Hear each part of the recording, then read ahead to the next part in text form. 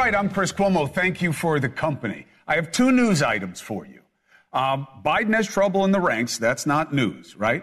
And I don't mean pundits and elected pawns. The money people, state party chairs, you haven't heard about them, but I'll tell you why in a second, and unions are now in the mix of this conversation. And I have two suggestions for the Democrats if they want to get to a better place. Also, second item, I got censored on social media again. Banned this time, permanently, by TikTok. Censorship is a real thing. It's a real problem. And I'm going to take you through how it happened to me and what it means for you and how it all resolved itself. Now, let's focus on the big story. You got to give it to the GOP, okay? They made two good plays in a row. The first one was working the refs for the debate for weeks. Now, that paid off, okay? I don't know what it was, whether, they didn't like hearing their name said out loud and getting, scrutiny in advance. But having hands-off moderators in the CNN debate really helped Trump. He was able to go unchecked all night, making a ton of misstatements. Now, that did two things. One, it gave him a pass because the moderators weren't in fact-check mode. The second was because Trump's mouth wasn't an issue, it made Biden's diminished capacity that much more obvious of a focus. So that was a good move. Now, the second good move was the move of seeding stories that Biden is already out. This also worked. No, not because Biden is out, but the speculation, coupled with a slight move in the polls, has the Democrats on their back foot, right? It's just bad to have people talking about you needing to drop out. And it's given people who had doubts about Biden a chance to speak out. And of course, the media is only happy to oblige with coverage. Now, 41% of Democrats think Biden should go. I've never heard of a number like that. Only 14% of Republicans say that about Trump. But remember, more than half of you say that you want neither of these two guys. To me, that's the whole story of this election. I hope that we've reached the nadir, the bottom, okay, of just unprecedented rejection of the two-party system, because that's who gave us these two guys. They're okay with these two guys, okay? You got an old man against a bad man. One is failing and the other is a felon. It's pathetic. Shame on the party system that did this to you, okay? And really, they are a uniparty, the Republicans and the Democrats, when it comes to settling for less and to closing down our election process. So look at Trump and Biden as literally an insult to your options in a democracy and demand better. So what do I know about what's happening with Biden? Donors are absolutely talking, not necessarily to electeds, not necessarily even to each other, but to their pockets, the people they go to for money. They're feeling out how real the concerns are about Biden, how much they can raise. Unions and, more importantly, state party chairs are doing the same. State party chairs, who cares? What? State party chairs are an ignored influence, in my opinion. Each has a dedicated number of delegates that they bring to the convention. So you get a few big states together, state chairs, they can create a change movement. Now, the call that you heard about probably today of Democratic governors, that's not really instructive about the governors. It's instructive about the party chairs that I'm telling you about in their states, most of who are controlled by the governor, right? Because they're usually the putative head of the party within their state. So that's what they were talking about. So nothing is certain, but there is absolutely water in the boat, and it is rising. Two suggestions. Democrats need to stop fighting the questions.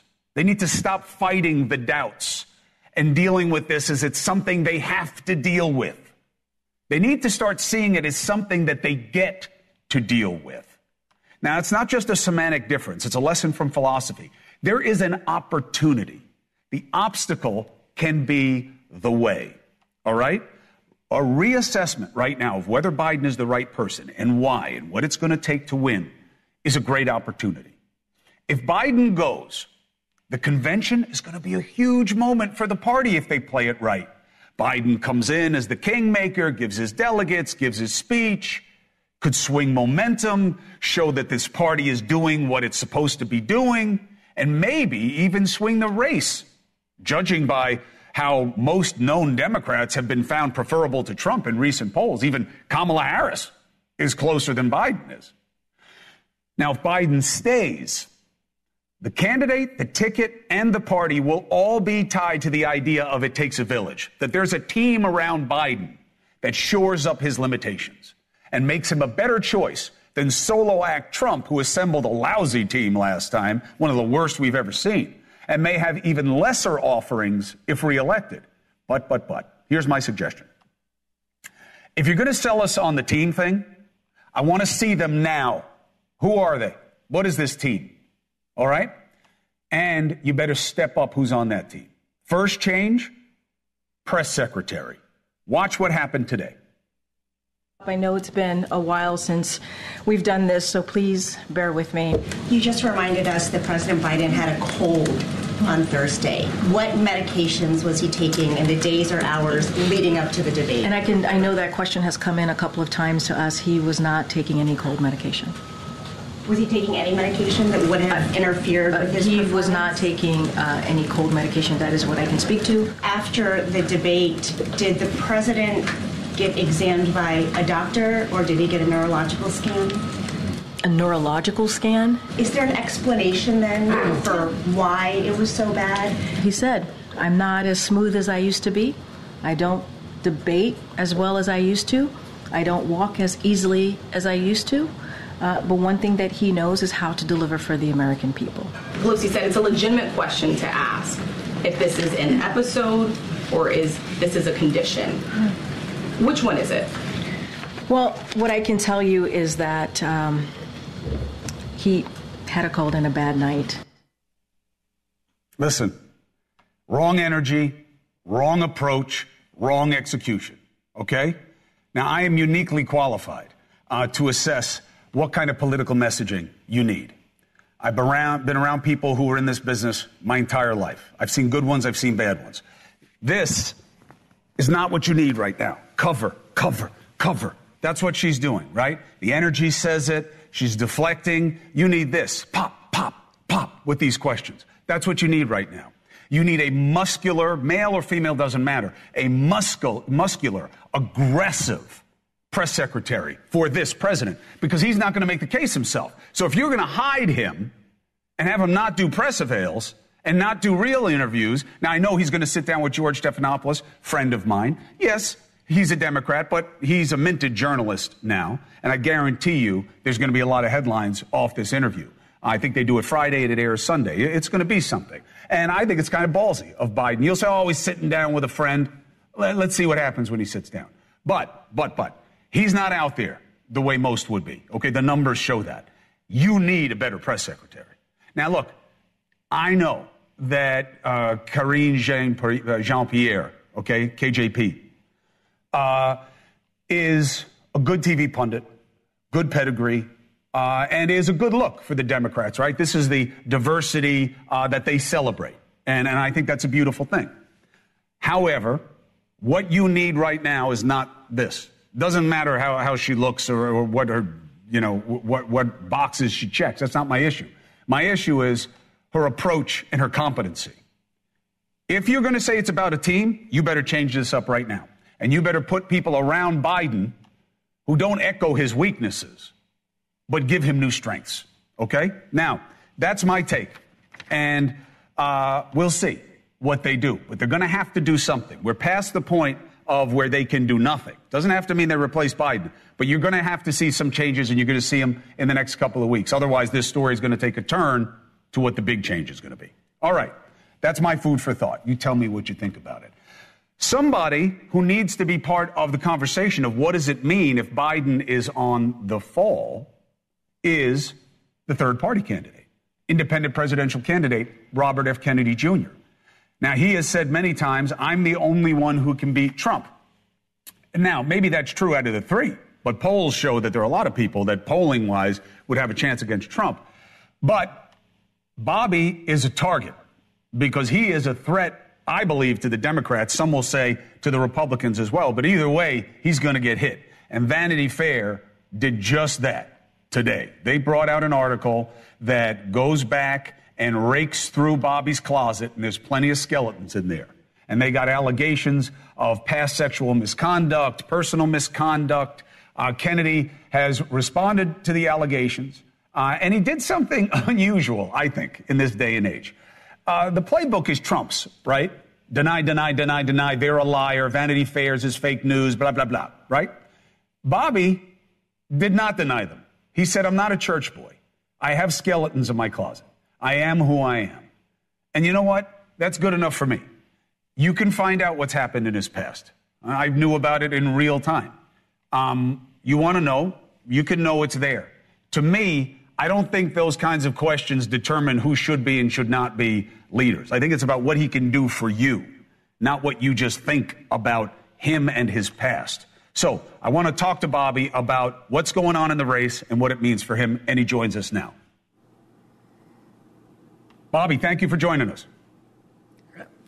Hey, Chris, happy to be here. Do you believe Biden has to go, and do you think he does go?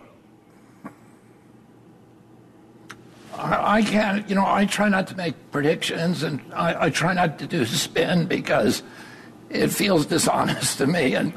But I think, if what KJP, his press secretary, was saying was that this was a bad night for him, and that could be true. If it is true, the way to dispel that is to do, is to come out in the open, do his own press conferences, do unscripted meetings, not only with George Stephanopoulos, but KGB said during that press conference, he's done 40 interviews over the last 6 months. I do 40 interviews a week. And you have a lot of, and not to just curated questions to friendly pundits, but to people who are very hostile to me, long-form interviews on podcasters that are exploring all different ways that I'm thinking. And, I think the American people deserve that. Town halls, debates, all of those kind of things, because this is the guy that we're entrusting. Take that call at 3 o'clock in the morning. And, right. When he's being pushed down, woken up out of his bed and pushed down the hallway, and he has to make a decision that's going to affect all of humanity and have tremendous consequences for our children.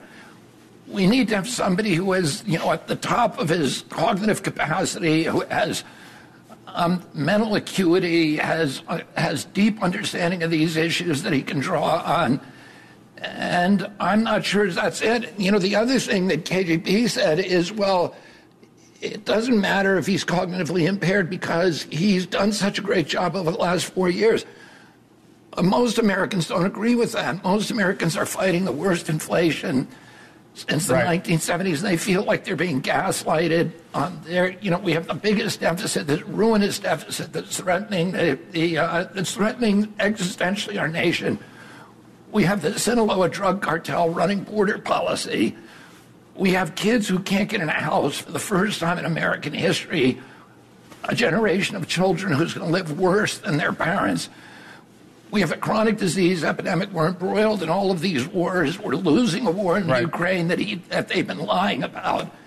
And, those issues. So I don't think he can run on that record. I think he needs to be able to come forward and assure us that he can actually run the country and not just some anonymous men in lanyards who have never been elected and who appear to be calling their shots now at Washington. Bobby, I think that there's a connection between what Vanity Fair was trying to do and some of what I've been hearing as I try to get a sense of the state of play by people who are in the analysis business and running numbers for different campaigns. Because when I look at your numbers, and obviously you can find 10 different polls that tell you 10 different stories, but you have not been gaining as Biden starts to have more and more questions about him. Your numbers aren't popping, let's say that. And then I start talking to people, and then I see Vanity Fair, and it all seems to be part of a same fundamental misgiving, which is that Robert F. Kennedy Jr. is not your typical Kennedy. He's a radical, and he has radical ideas, anti-vaxxer being one of them. You've explained your position here multiple times. I don't see you as an anti-vaxxer, but I understand the criticism. They're now calling out your VP choice, saying that she says that the government is satanically possessed. I don't believe that's a fair reading of what she said, but it doesn't matter. It seems that that's what they're doing with you, is that you are not a legit choice because you are a kook and your VP choice is kooky. What do you want people to know about that notion about you? Well, I mean, I would say, Chris, you've been around politics long enough to know that, and you've seen what happened to Bernie Sanders, and you've seen what happened to people who challenge official orthodoxies, who challenge these power centers. There's never been a candidate in American history who has challenged, for example, the intelligence agencies and the CIA in the way that I have. I'm challenging the military-industrial complex, the big contractors, the big financial houses who I call out by name: BlackRock, Blackstone, State Street, Vanguard, Fidelity, the people who fund the Democratic Party, who fund the Republican Party. I'm calling out the pharmaceutical companies, the chemical companies, the big food processors, big ag, trillions of dollars that are at stake now, and people who do not want me in the White House. So these same corporations have given $3 billion to the DNC. The DNC has an unprecedented opposition research group that is digging up dirt on me. I'm having people called, people that I attended a 12-step meeting with 40 years ago who are getting the call from the DNC. People that I had, just literally hundreds of people looking for any shred of dirt about me. And then, Vanity Fair gave them a dumpster to put all this stuff in. You can tell, the quality of that research from the fact that they said that they did this story that I ate a dog. And they have a picture of me supposedly eating a dog.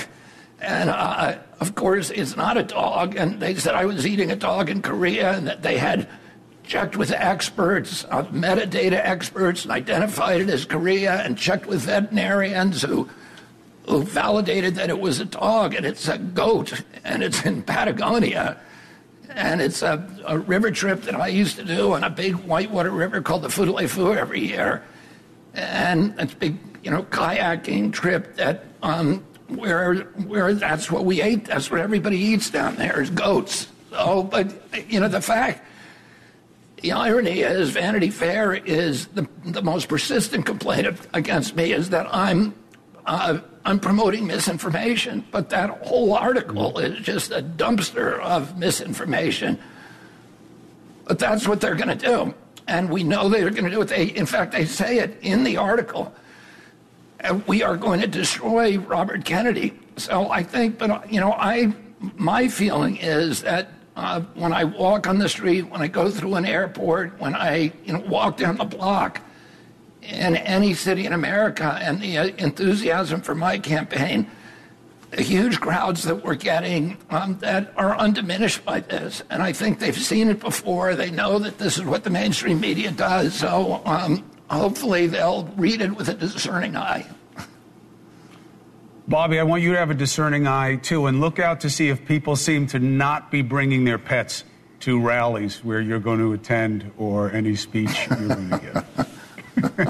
Listen, I got to tell you, I'll take you at your word. I've known you a long time. But how crazy a world is this? Could you have ever imagined that you and I would be talking on television? You're running for president, a grand ambition, and I'm asking you about whether or not it's true that you ate a dog. Can you believe that that's where we are? That's what Vanity Fair wanted. That's where we are. There is nothing about this conversation that I could ever imagine even a year ago. So, that you are where you are, and we've known each other for, 20 or 30 years. that I'm running for president and that I'm being accused of eating a dog. No, I would not believe any of those things. I am a very adventurous eater, Chris. I think you know about that about me. I'll eat virtually anything. There's two things I wouldn't eat. Well, three. I wouldn't eat a human. I wouldn't eat a monkey. And I wouldn't eat a dog. I think I'd eat anything else, but I just couldn't bring myself to do those things. So it is a goat, and you are what you eat. The GOAT, the greatest of all time? Is that what you're saying about yourself, Bobby Kennedy? Such arrogance. Listen, this is going to be the most important phase of the race, the next 3 or 4 weeks. There may be big cataclysmic change in the Democratic Party. This is a period of reassessment. I don't think people have to, but again, I think they get to make a fresh appraisal. You have a platform here to make a case to the American people, as do all the candidates. And I wish you well in that process. Thank you for coming on and answering the questions. Thanks for having me, Chris. Always enjoy being with you. All right, we'll do it again. 4 minutes and 5 seconds. Coming up. So I mentioned post-debate polls. What do you mean? Well, I told you that I was told that the internal numbers with the Democrats showed they didn't move that much. Now we're looking at other polling that's saying, okay, they're not moving that much, but they're moving everywhere and in the wrong direction for Biden. How so? We'll go through it. But polls only mean so much. My next guest has accurately predicted 9 of the last 10 presidential elections. He will immediately say, no, I got 10 out of 10. Stop misstating it, and he'll explain why. And he says the polls are wrong, and Biden should not step down. Why? The esteemed Professor Alan Lichtman, author of the 13 Keys. Google him in the break. Next. Would you eat him?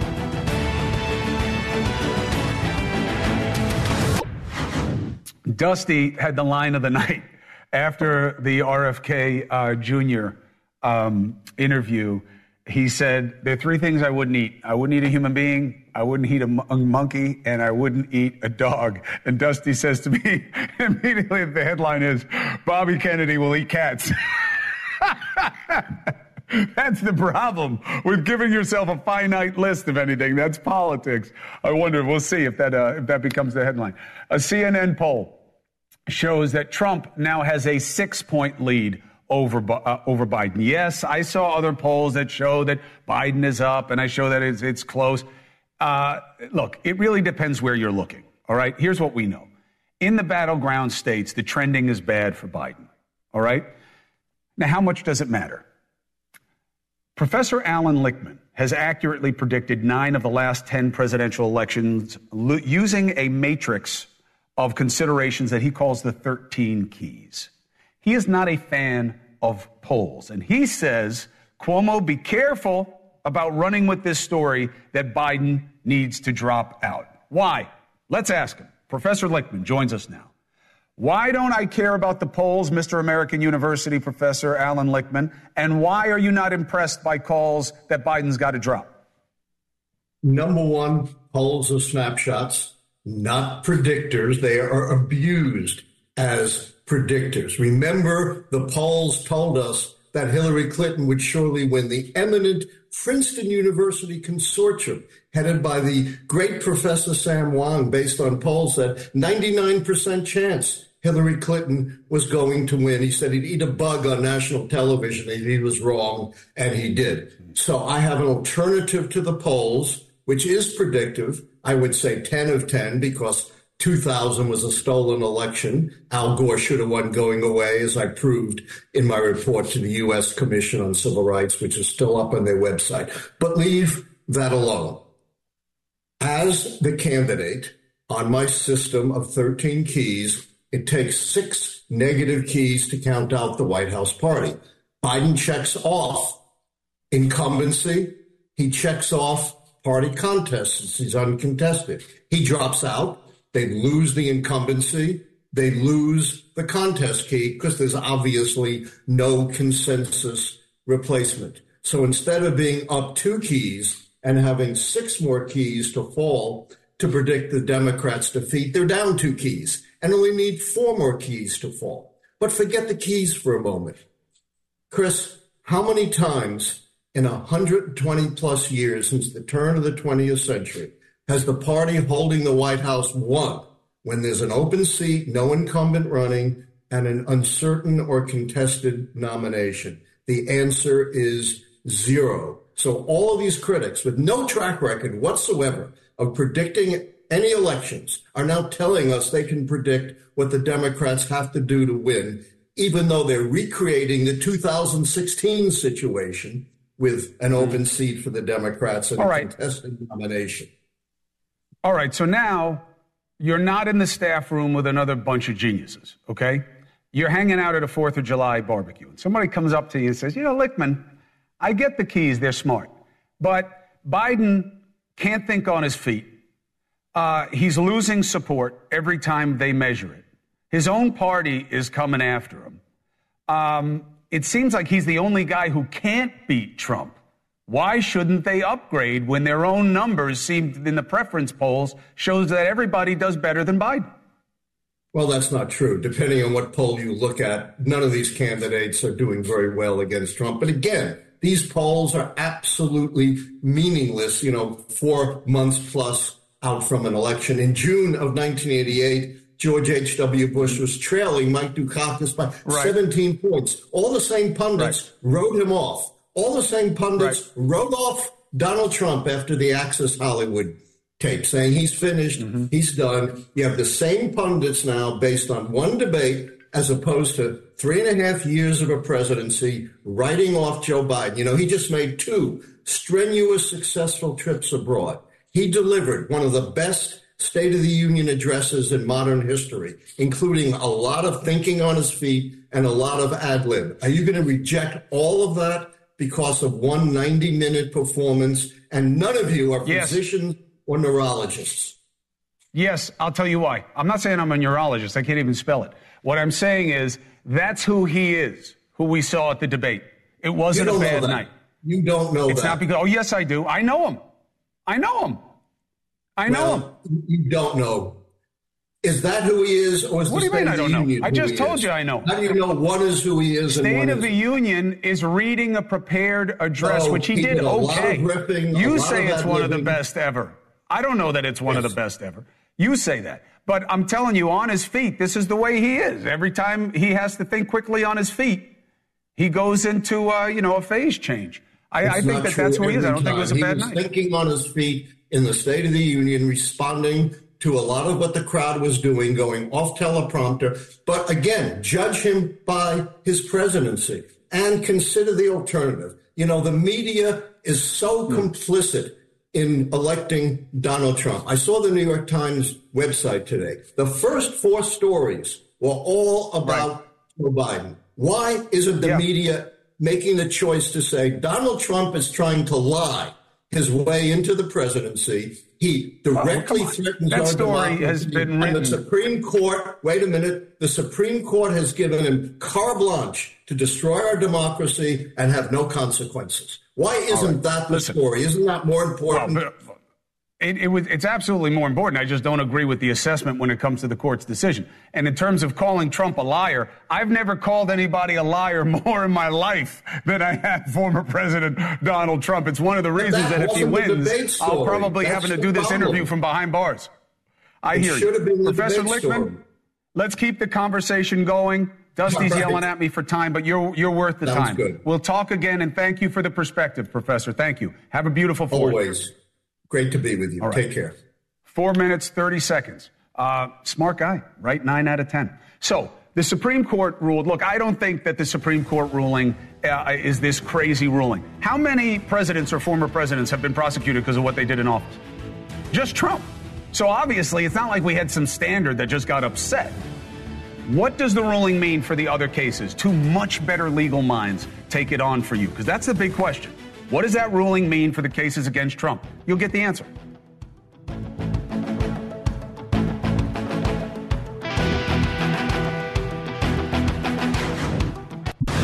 So the Supreme Court had its ruling, okay?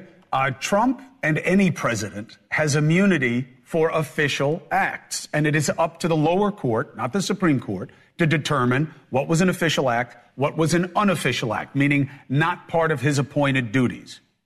Now, that begs the question, what will that mean to the three cases? We saw right away the New York case, the lawyers put in a request for that case to be vacated. I don't know. The Georgia election interference case, the Mar-a-Lago records case, okay?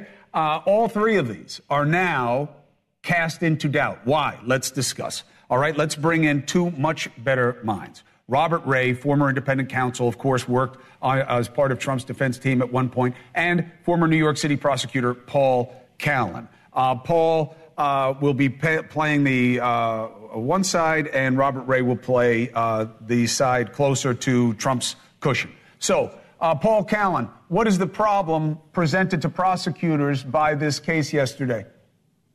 Well, I think we're seeing it play out in New York, first of all. And ironically, the New York case may turn out to be a very important case because I think the decision will have a bigger impact on the other cases, the Washington, D.C. case, which are federal charges, and the Florida case. But prosecutors in New York, where he has been convicted already on those 34 counts of falsifying business records, the defense is claiming, the Trump defense is claiming that he was acting in his official capacity as president and that those charges should be dismissed. And the judge now has adjourned the sentencing from July 11th to September to take a look at that. And obviously the judge wants to take a careful look at it. All right, let's go one at a time. One at a time. So that's the New York case. Robert Ray.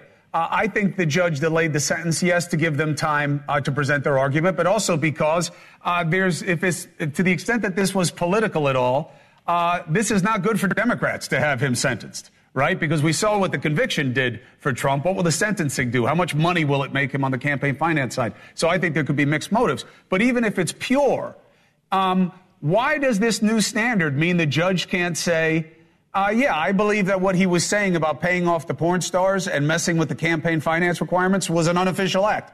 I think the evidence is fine. It's not an absolute that just because you were saying it while you were president, it means it's official. He could well say that, but he has to be careful because there was evidence. I mean, remember, we already have a trial record. There was evidence presented at trial that does concern activities of Donald Trump while he was in office. I agree that, generally speaking, but it doesn't mean that it's official. No, it doesn't. But at least a record has to be made, which is why you have to have time for both sides to submit their respective positions with regard to it. There also has to be sufficient time for the judge to decide whether or not he may need, a hearing of some kind, an evidentiary hearing to resolve some of those issues. You're going to have a question about, drawing a line between whether they're official acts or not. And also a careful judge might say, even though, Chris, you're correct, the judge could ultimately come down and say, look, with regard to this particular evidence that was admitted at trial, I find that was a non-official act. But even if it was an official act, I further find that it's subject to a rebuttable presumption. And finally, that even if it was error for me to have admitted that evidence, now that we know what the Supreme Court standard is, I further find, and the judge makes a specific finding since he sat the trial, that I don't think the error was sufficient to survive a harmless error review. In other words, if any error existed, it was harmless beyond a reasonable doubt, and the jury's verdict stands. So he's got to make all of those findings, which is why you have to have papers submitted. You got to consider whether or not there should be a hearing, and you ultimately have to make a call about that. I get it. I mean, just because there's more process doesn't mean there's going to be a different outcome. But, Paul, give me a quick take on what it could mean in Georgia and in the Mar-a-Lago documents case, and then let me get Robert in to respond. But give a quick take to the audience for what it could mean. All right, let's look at the Georgia case. Like the New York one, this is a local case. It's not a federal case. But it has to do with Trump trying to allegedly tamper with the election process by calling the Secretary of State there, by entering into a RICO conspiracy to change the election results. Once again, it doesn't really sound like he's acting as president of the United States in doing that, although I think there's a stronger argument here by the prosecution because, remember, the SCOTUS decision, Supreme Court decision, says that there are certain core responsibilities of being president, right. okay, in Article 2. One of those is that the laws be faithfully executed. He's the chief law enforcement officer, and he's going to, they're going to argue that, the Trump people are going to argue that this falls within this category. He's trying to make sure that the laws were properly executed with respect to elections. Now, there'll have to be a hearing on that, just like the hearing in New York. And if the judge finds that that's true, he's immune and he can't be prosecuted for that. On the other hand, if the judge says, well, no, that's ridiculous, he's a candidate when he's looking at these election results. He's not acting as president. We can proceed. Florida case, totally different thing. That's hold on, let me let Robert give me a take on the. Let me let Robert give me a take on the Florida case because I'm short on time. Robert, what's your take on what it matters in the Florida case? I think that's about right, and I think also the evidence there in the Florida case, I'm sorry, in the Georgia case, has substantial overlap with the D.C. case, and gets down to this whole question about, to what extent it's an official actor within the president's core responsibilities regarding election integrity and certifying the results of the election. With regard to the Florida case, most of what I can imagine the evidence in that case has got to be evidence about what Donald Trump did after he left office. I imagine there might be some things that would precede that, but by and large, I think that one's kind of a pretty heavy lift to argue that there's any official action there for the simple reason that he was no longer president. So these cases aren't going to disappear. All three of these cases have the potential to continue. A couple of some of the counts could be thrown out, but there are charges left in all of the cases, in the Washington, D.C. case as well, that I think will survive motions to dismiss. The election is going to matter a lot more than the Supreme Court decision. And my producer, Ben, just sent me something from the Washington Post that they have sources at the DOJ saying that they're going to push this all the way until the rules change at the date of the inauguration. So obviously, on the federal side, they're coming, and that'll be cause for speculation in Trump world also that it's political, not just straight prosecutorial. Paul Callan, thank you very much. Robert Ray, as always. If I don't speak to you before, gentlemen, enjoy the 4th. All the best to you. Thank you very much. Chris. 3 minutes, 45 seconds. And to you, too, and your thank family, you, Chris. Thank you. I got censored again. TikTok. They banned me permanently, okay? Now, the story doesn't end there because they messed with the wrong guy this time, right? I want my producer to come on and tell you how this happened so you realize censorship is real. Next.